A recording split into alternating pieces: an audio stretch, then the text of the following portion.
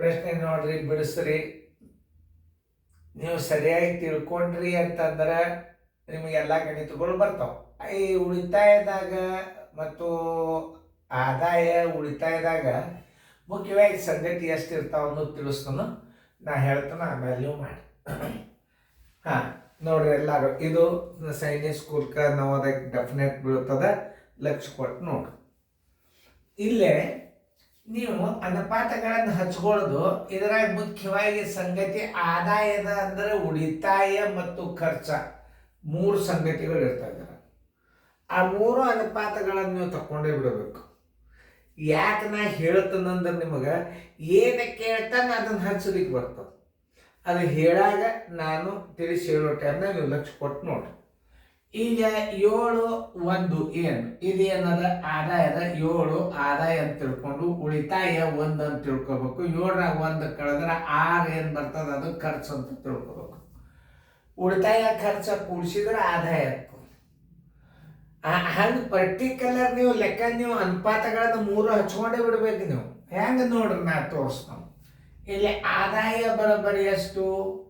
ಆದಾಯದ ಅನುಪಾತ ಬರೋಬ್ಬರಿ ಅನುಪಾತ 7. ಖರ್ಚಿನ ಅನುಪಾತ ಇದು ಉಳಿತಾಯದ ಅನುಪಾತ.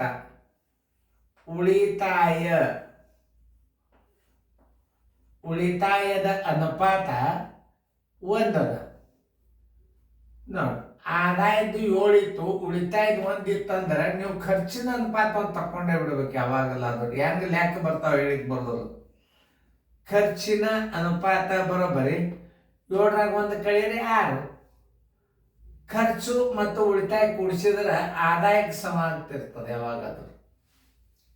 ಜನಸಂಖ್ಯೆಗೆ ಏನು ಸಮ ಆಗ್ತದೆ? ಗಂಡು ಹೆಣ್ಣು, ಹೆಣ್ಣು ಹುಡುಗರು, ಗಂಡು ಮಕ್ಕಳು, ಹೆಣ್ಣು ಮಕ್ಕಳು 4 ಅನುಪಾತ ಬರ್ತಿರ್ತದೆ ಜನಸಂಖ್ಯೆದಾಗ.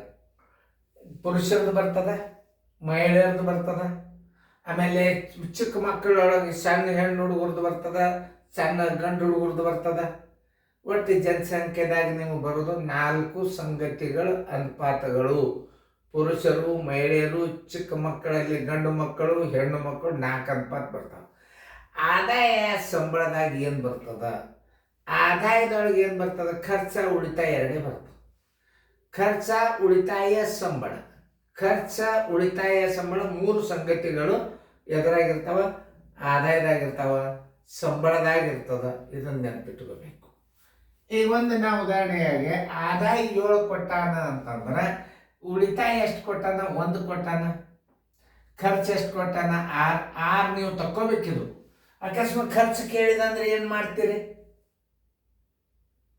ಆದಾಯ ಕೊಟ್ಟಾನ, ಉಳಿತಾಯ ಕೊಟ್ಟಾನ, ಖರ್ಚು ಕೇಳಿಬಿಟ್ಟಂದ್ರೆ 5 6 ಹಚ್ಚ್ರಿ. ಅಲ್ಲೇ ನೋಡ್ರಿ ಆದಾಯದ ಇದು ಆದಾಯ ಅಂದ್ರೆ ಇದಕ್ಕೆ ಹಚ್ಕೋಬೇಕು ನೋಡ್ರಿ. ಆದಾಯ ಎಷ್ಟದ? ರೂಪಾಯಿ 1400 ನೋಡ್ರಿ. 1400 ಆದಾಯದೊಳಗೆ ನೀವು ಹೆಂಗೆ ತಿಳ್ಕೊಬೇಕಂದ್ರೆ 7 ಆದಾಯ ಇತ್ತಂದ್ರೆ 1 ಉಳಿತಾಯ.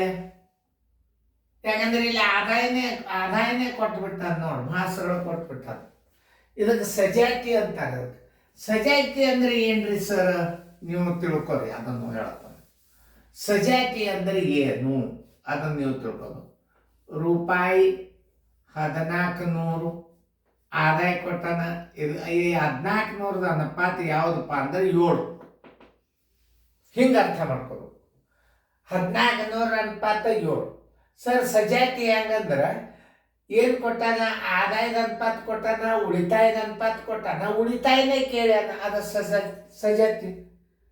ಮತ್ತು ಆದಾಯದ ಅನುಪಾತ ಕೊಟ್ಟಾನ, ಉಳಿತಾಯದ ಅನುಪಾತ ಕೊಟ್ಟಾನ, ಖರ್ಚಿನ ಹಣ ಕೇಳಿದ್ದ ಅಂದ್ರೆ ಅದು ವಿಜಾತಿ.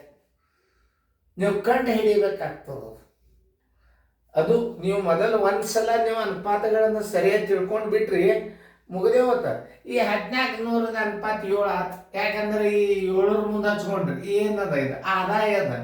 ಆದಾಯ 1400, ಅದರದ ಅನುಪಾತ 7 ಅದ. 7 ಅನುಪಾತ ಇದ್ದಾಗ ಉಳಿತಾಯ ಕೇಳ್ಯಾನ 1 ಹಚ್ಚ್ರಿ. 7 ಆದಾಯ ಇದ್ದಾಗ 1 ರೂಪಾಯಿ ಉಳಿತಾಯ. 1400 ಆದಾಯ ಇದ್ದಾಗ ಉಳಿತಾಯ ಎಷ್ಟು? ಭಾಳ ಸರಳ ನೀವು ತಿಳ್ಕೊಂಡ್ರೆ ಗಣಿತಗಳು. ಆಕಸ್ಮಿಕವಾಗಿ ನೀವು ಖರ್ಚು ತಕ್ಕೊಂಡ್ರಿ, ಈಗ ಆದಾಯ ಕೊಟ್ಟಾನ ಉಳಿತಾಯ ಕೊಟ್ಟಾನ ಅಂದ್ರೆ 7ರಾಗ 1 ಕಳೆದ್ರೆ ಅಂದ್ರೆ ಅದು 6 ಏನು ಬರ್ತದೆ, ಅದು ಖರ್ಚು. ಖರ್ಚು ಮತ್ತು ಉಳಿತಾಯಗಳ ಮತ್ತು ಆದಾಯಕ್ಕೆ ಸಮ ಇರ್ತದೆ. ಉಳಿತಾಯ ಮತ್ತು ಖರ್ಚನ್ನು ಕೂಡಿಸಿದ್ರೆ ಆದಾಯದ ಅನುಪಾತ ಎಷ್ಟದ ಅಷ್ಟೇ ಬರ್ತದೆ. ಇವು ಎರಡೇ ಕೊಟ್ಟ ಕೆಸಿಂದ ಏನು ಕೇಳ್ತಾನ? ಆದಾಯ ಕೇಳ್ತಾನ. ಈ ಅನುಪಾತ ಲೆಕ್ಕದೊಳಗೆ ಭಾಳ ವಿಚಾರ ಮಾಡಿ ಲೆಕ್ಕಗಳನ್ನು ಮಾಡ್ಕೋಬೇಕು, ಭಾಳ ತಿಳ್ಕೋಬೇಕು. ಆದಾಯ ಕೊಟ್ಟಾನ 7 ಆದಾಯ ಇದ್ದಾಗ 7 ಆದಾಯ ಇದ್ದಾಗ 7 ಆದಾಯ ಇದ್ದಾಗ ಏನು ಕೇಳ? ನಾವು ಉಳಿತಾಯ ಕೇಳಿದ್ರೆ 1 ಹಚ್ಚ್ರಿ, 1 ಉಳಿತಾಯ.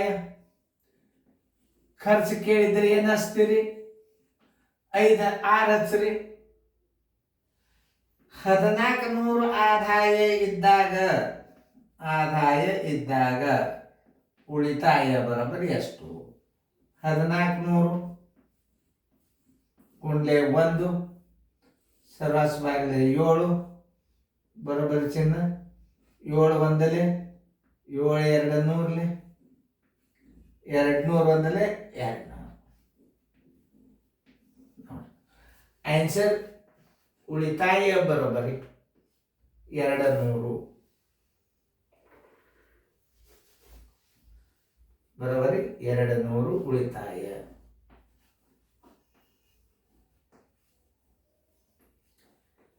ಖರ್ಚು ಕೇಳಿದ್ದಂದ್ರೆ ಏನ್ ಮಾಡ್ಬೇಕು? ಉಳಿತಾಯ ತಕೊಂಡು 1400ದಾಗ 200 ಕಳೆದು ಬಿಟ್ರೆ ಅಂದ್ರೆ 1200 ಖರ್ಚಾಯ್ತು. ತಲೆ ಇತ್ತು ಅಂದ್ರೆ ಬೇಕಾದ ಗಣಿತಗಳು ನೀವು ಕಂಡು ಹಿಡಿಬಹುದು. ಅದಕ್ಕೆ creative mind, thinking power is very important.